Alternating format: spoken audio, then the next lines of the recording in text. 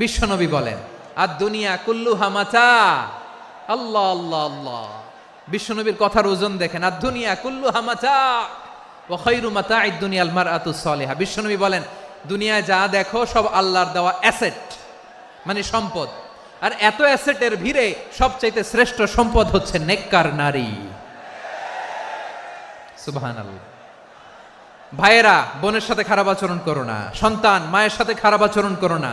আমাদের মায়েরা আমাদের asset, they are our priceless asset. কারণ এই মায়েদের পেটে এসেছে আল্লাহর ওলিরা, এই মায়েদের পেটে এসেছে খান জাহান আলী, এই মায়ের পেটে এসেছে শাহজালাল ইয়ামানি, এই মায়ের পেটে এসেছে আল্লাহর সব নবীরা।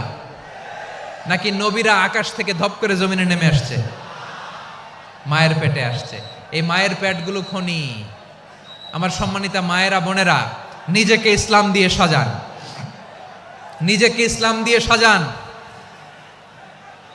নিজেকে পবিত্র রাখুন, নিজের আব্রু ইমান ইজ্জতের হেফাজত করুন, কোরআন পড়ুন, সুন্নাহ পড়ুন।